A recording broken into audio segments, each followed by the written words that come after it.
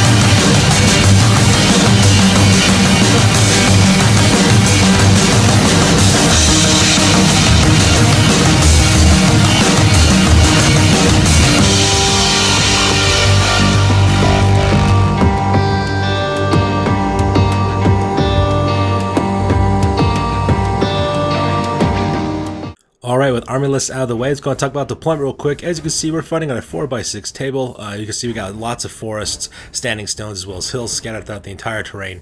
Just kind of populated pretty heavily with a lot of terrain on this one. As you can see, I'm fighting on the near side of the board, while opponent Lady Domina, she is deployed on the far side of the board. As you can also see, she's also using the monster mash list that I was using for 2,000 points in my previous battle reports, so we're going to see exactly how my new army kind of stacks up against that one. So with that being said, we're going to zoom into the individual deployment areas and talk about where everything is deployed at. Alright, so on the very far left flank, I got my 5 Illyrian Reavers. These are my word bearers. These guys are equipped with bows as well as spears. I kind of deployed them here on the left-hand side and vanguarded them up so that way they can start harassing Lady Domina's left-hand flank. I don't know if I'm going to have them shoot at the monsters in the general per se, because that's where Lady Domina has deployed most of her troops, but I am planning on having them open up onto those dread spears and kind of whittle down that huge horde formation down a little bit, so that way when I do engage that unit in close combat, it'll be a little bit of an easier fight. So that makes a deployment here on the left-hand flank. And directly in my center lines, I have my bolt thrower, the Leaves of Avalorn, so we have my one single repeater bolt thrower located there as well. And also I got my Company in Shadows, that's my unit of 20 Lothern Sea Guard. And that unit also got my Battle Standard Bearer as well, which was my Sea Helm, as well as my Teclis. He's also located in that unit as well. The way I kind of figured is every single time he gets a spell off, he also gets Shield of Safri as well, so he gets a +1 to the ward save to this unit. So at that point, what I'll have then is 2 infantry units that also have ward saves as well. So that makes it the center here in my center line. And following my far right hand flank, I got my another unit of Phoenix Guards as my Everwardens. That's a huge unit of 25 Phoenix Guards of full command. And also on the right hand side, I also got Lord Tyrion as well as his retinue, and that's basically just the 5 Silverhelm Knights as well as Tyrion located in that unit as well. Plan is pretty simple. I plan to hold in the center with my Lothern Sea Guard. Send up my Phoenix Guards as well as my Silverhelm Knights up into the right hand flank and try to cut right as well and try to get my enemy fully enveloped. So that's pretty much makes it the plan for this one. Alright, so here's the center line for Lady Domina's Dark Elves army. As you can see, she's kind of put her monsters on the left-hand flank. She's got Rathric the Veers of the Broke on the far left, followed by Rathric the Maw. Her crypt is down in the center. Row high above both of them is Beast Lord Midas Daycare, the Golden Lord of Skyros. That's the High Beast Master on his Manticore Calibos. He's located in the back there, so that way he can land bonuses to the monsters during their close combat phase. At the same time, right next to them, the right-hand side, making up the center, is the Seastone Sorrows. That's that huge unit of 38 Dread Spears with the Supreme Source located in that unit, as well as his Battle Standard Bearer Master, also located there as well with the Crown of Command. So that's going to be a tough nut to crack right there in the center. And making up the right-hand flank, in the back there, you can see the Morning Dawn, which is the 10 repeater crossbowmen, the Dark Shards. Up on the top of the hill, we have the Storms of Cost, those 2 Reaper bolt throwers, and also making up to the front line there, we're already vanguarded up. That is the Shacklemore Seers, the 5 Doomfire Warlocks. So that'll make up Lady Domina's right-hand flank. So that being said, we roll for turn number 1, and I win the initiative on that part. Okay, so this is the top of turn number 1 after movement phase for the High Elves. As you can see, I really didn't do much movement really per se. The only unit that really moved anything at all really was my Illyrian Reavers in the left-hand flank. They started kind of scooting closer to the left-hand side. My goal is to kind of draw out Lady Domita's monsters that they'll take the bait and try to charge to my guys. That way I can flee, and that way she can fail her charge at the same time. My Lothern Sea Guard as well as my Phoenix Guards, they kind of stay where they're located at because they have no reason to move. I want my opponent to come closer to me before I go up any further. As you can see on the right-hand side, just kind of wheel up Tyrion as well as those Sylvan Knights just a little bit, just to make sure they don't charge off and cause any problems for my Phoenix Guards by shooting magic off. So that pretty much makes the movement phase on this one. With movement done, we go directly to the magic phase. And the magic phase is actually a pretty strong one during this one. I first cast off Soul Quench off onto that unit of Doomfire Warlocks, magic clink off 3 of those guys off at the same time, so that was pretty awesome as well. Also got the additional +1 to the ward save for my Lothern Sea Guard, so now those guys are carrying a 6 of ward, so that part's pretty cool. Then I also cast Arcane Unforging off onto the Battle Standard Bearer, that's Captain Lodite here. Managed to get that wound off, so now he's carrying 1 less wound on him because of that, how basically the spell works. But at the same time though, I also got to pick one of his magic items, which is the Crown of Command, rolled up in the D6, destroyed the Crown of Command as well, so now that unit is no longer stubborn anymore, which is really going to help me out, especially if I was shooting at these guys or engaging in the close combat. It'll be easier to break these guys. So that magic phase is pretty awesome as well.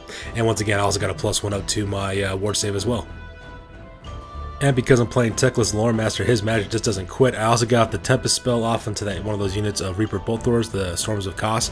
Managed to kill the 2 crew members who are located into that machine, and managed to put those guys off the table as well. So once again, my ward save also goes up by 1 as well. So now my Lothern Sea Guard are carrying a 4 ward save, which is just as good as the Phoenix Guard. So that was pretty awesome as well. So with magic over, we go directly to the shooting phase. And the shooting phase, I only managed to kill 4 of those Dread Spears off with my combined shooting. And the reason why is, even though I had 20 Lothern Sea Guard, they were shooting at long range, so they also get -1 to hit. Plus I moved them up just a little bit as well, so they get additional -1 hit because they also move in the same turn. So a lot of their shots just missed is what it ended up being. And the ones I didn't miss, my opponent was able to armor save as well. The 4 kills I did manage to get off, it was basically due to my Leaves of Avalorn, my Eagle Claw Bolt Thor. I shot multiple shots at that unit, managed to plink off 4 of those guys, and that was the only thing that really helped me on that part. And since there's no close combat, we're done with that phase, so because of that we go directly to the bottom of turn number 1 for the Dark Elves. Alright, so here's a shot of turn number 1 for the Dark Elves. As you can see, we're also shooting from Lady Domita's side, so that we get an idea of what her perspective of the battlefield looks like as well. As you can see in this photo, not much movement is really taking place for her army up to all that much. She does move up her Dread Spears to locate in the gap between that series of standing stones down the center of the board, as well as the, the Forester on the left-hand side. So she's kind of locating those guys there to kind of protect her flanks and trying to engage my guys at the front as well. At the same time, she starts off her movement phase with charging attempt by her general, which is actually kind of a smooth move on that part. I of course fled, and so because he failed his charge attempt, but it did throw off and also misdirect my my Illyrian Reavers, kind of put them out of position so that they won't be able to shoot at those Dread Spears anymore, which is kind of rough for me on that part. At the same time, she also nudges up her monsters forward, having them take cover behind the set of standing stones on the center of the table, so that way I can shoot them away with my Bolt Thrower. And so that pretty much makes the move phase on this one. And located here on the left-hand side, because this one wasn't really in the frame, she moves up her Shacklemore Seers up to the top of that hill, which is on the right-hand flank of my Silverhelms, and kind of has them pointed straight down the lines, because that way she's got planning on using some magical spells and planning on hurting my guys in that part. So that pretty much makes up the movement phase for this one. And during the magic phase, she managed to get off one of her spells. I think it was Doombolt. Managed to kill one of my Silverhelm Knights. I wasn't able to stop it, but luckily for me, though, it was kind of like a weaker spell, so not much damage was done either. When it came to the shooting phase, because she was shooting at such a long distance with her Reaper Bolt Thrower, she got like a -2 to hit her Repeater Crossbows rather. She tried to open up with those guys, was unable to hit anybody because it's just she had rolled up 5s in order to hit anybody, and then she just couldn't get those 5s off. So she didn't really do much damage. And the one damage she did manage to do onto my Silverhelms, I was able to armor save it as well, which kind of helped out as well. She then opened up with her Dread Reaper, or opened up on my Phoenix Guards, but luckily for me though, the ward save saved a lot of my guys, so her shooting was kind of like ineffective at this point. And since there is no close combat, we skip that phase and we go directly to the top of turn number 2 for the High Elves. Alright, during the movement phase, not much movement taking place. Again, as you can see there, I pretty much leave my Lothern Sea Guard where they're located at. I do move up my Phoenix Guards just 5 inches, just to give something for Lady Domita to charge at and try to take the bait.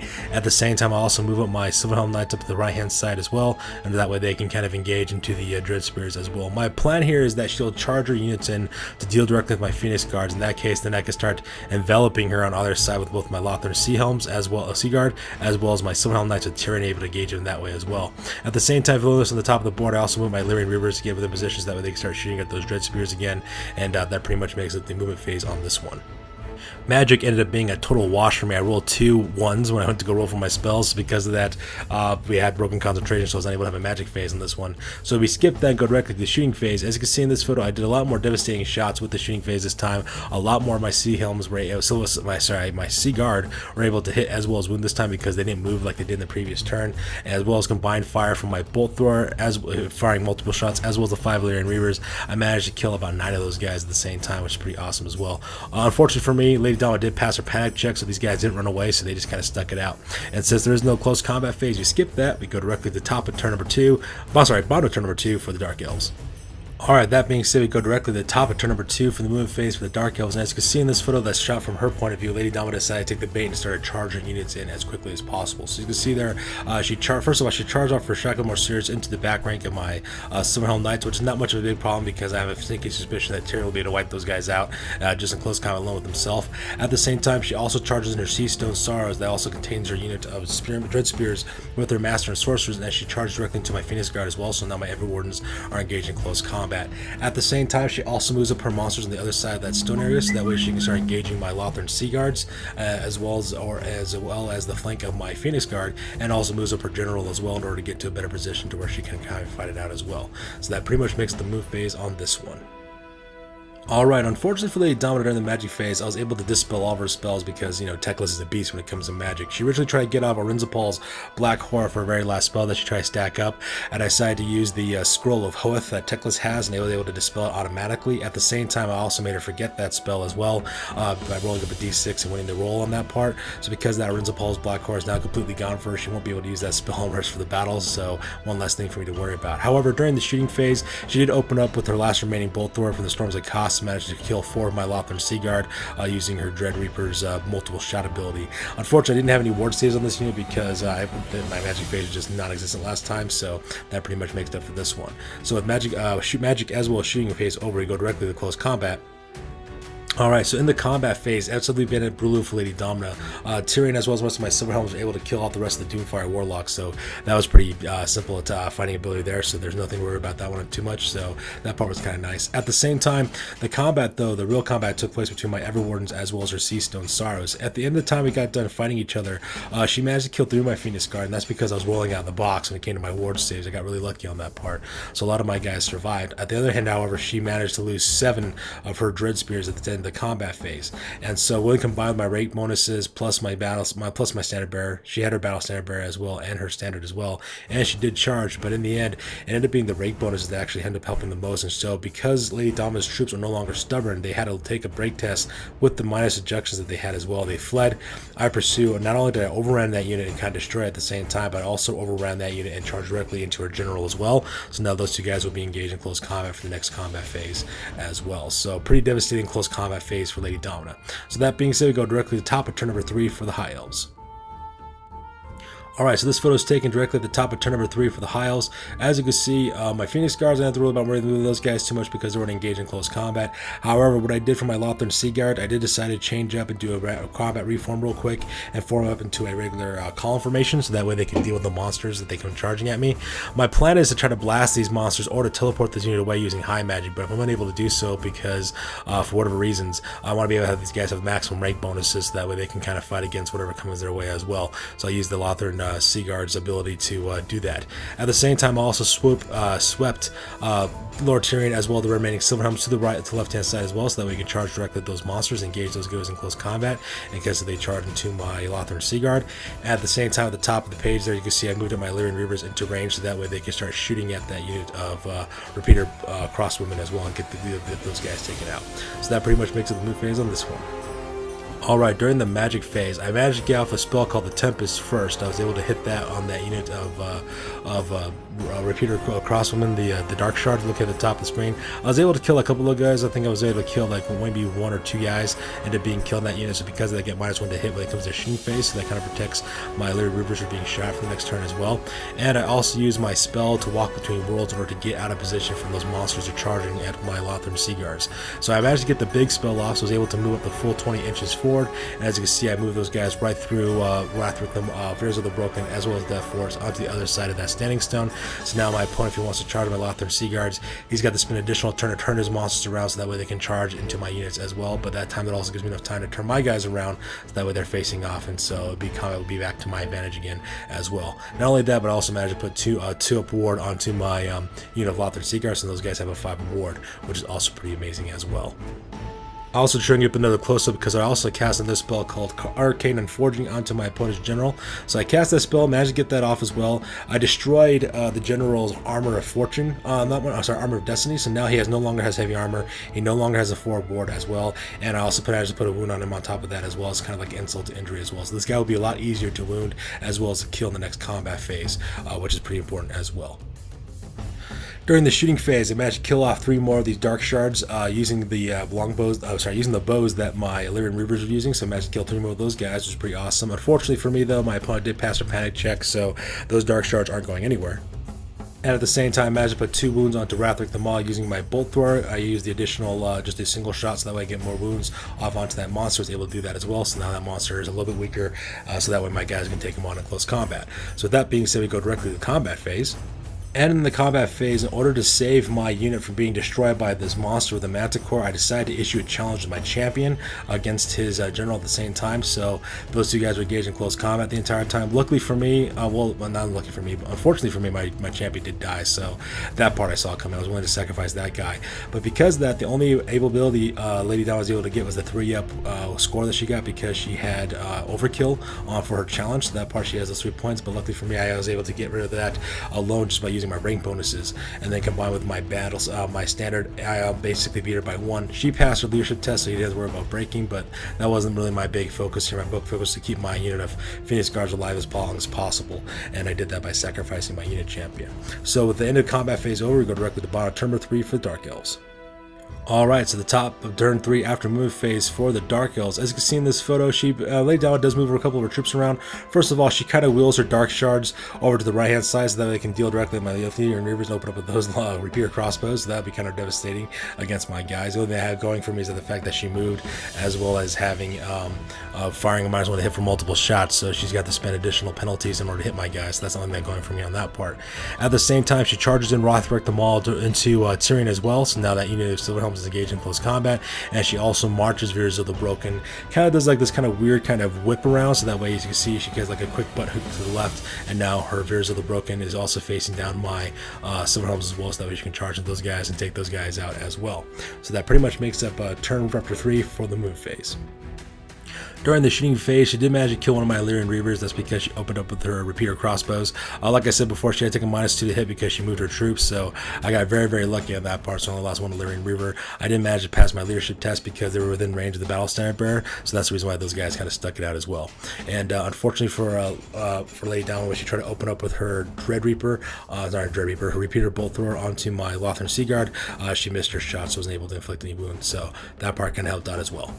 In the combat phase, absolutely brutal combat phase took place between my Phoenix Guard as well as her general. I was able to kill her general as well as her Manticore, but it was all said and done with the close combat. That's before, of course, without taking half casualties to my Phoenix Guard. As you can see, I usually originally had 25 of those guys. I only have 15 guys left, so after the combat phase, I lost 7 dudes during that combat, so it was ridiculous. But the only reason why I won is because, like I said before, I managed to kill off my opponent's general. I was able to do a quick combat reform, having turned 180 to face off to help out the Silverhelm Knights.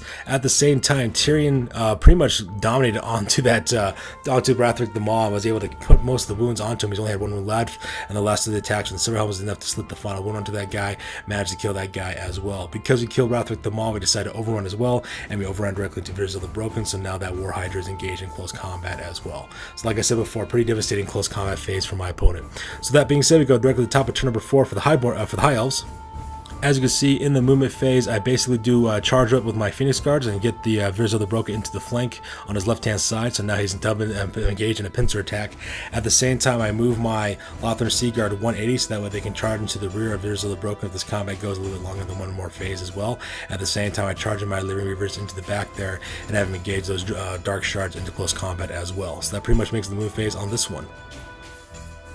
And this photo is taken directly after the magic phase as well as the shooting phase. In the magic phase, I cast out the Tempest. I only had a couple of dice anyway, so I decided to kind of do a long bombs casting of the Tempest.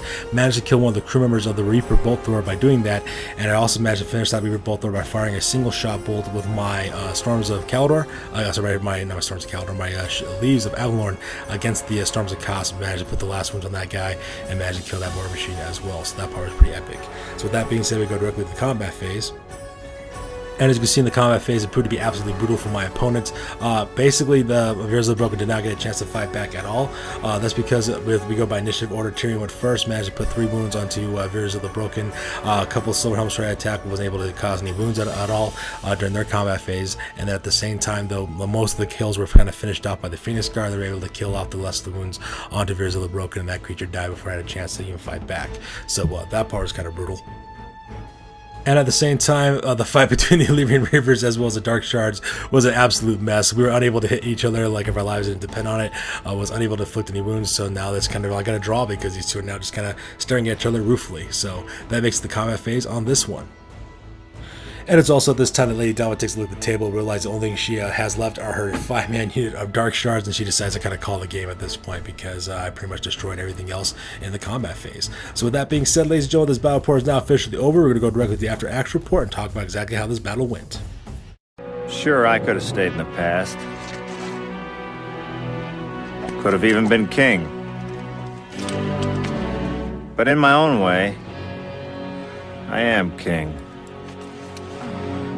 Hail to the king, baby. Alright folks, now it's time for the After Action report. This is the part of the battle report we talk about what went well, what went poorly, what we can learn for the next time that we do battle.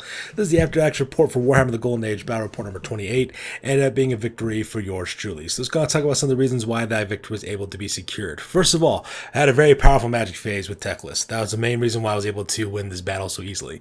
This guy dominates on the spells, and his magic items are absolutely the beast when it comes to the magic phase. I was able to dispel my opponent's spell automatically, also made her forget Arinza Paul's Black Horror, which really helped out a lot. He's a level 5 wizard, so he's got a lot of good things going for him. Case in point, Arcane Unforging in particular wanted me this game, and the reason why is because since I was able to destroy Lady Domina's Crown of Command, it made it easier to break her troops because they had no stubborn tests. At the same time, when I destroyed Armor of Destiny for a general, made him a lot easier to kill, so that spell absolutely devastating.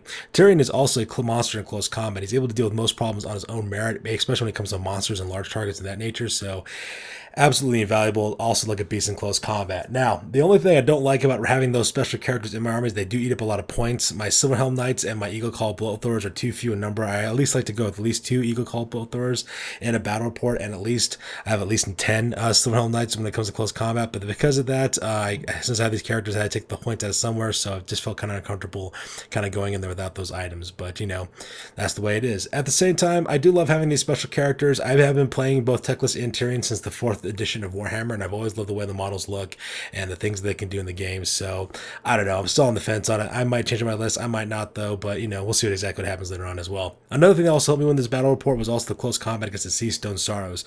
Able to break that unit and get those guys off the table and then charge directly into his monsters really saved my Phoenix Guard, because then they were able to gauge the general and not be outflanked by those monsters, and then the kind of like Lady Dama's entire plan kind of fell apart after that, especially since those monsters unable to engage my units effectively enough, so it ended up being really good for me. Also, challenging my enemy general with my champion and sacrificing in order to save my Phoenix Guard also kind of helped me out a lot too, because once that monster attacked, it took out half my guys, so even as Phoenix Guard, so that was kind of important as well. Once again, this was a great game. This was a great opponent. I'm looking forward to the rematch. As always, you guys, feel free to like, comment, and subscribe. Your guys' input is always appreciated. We'll see you guys in the next one. You guys take it easy. Catch you later.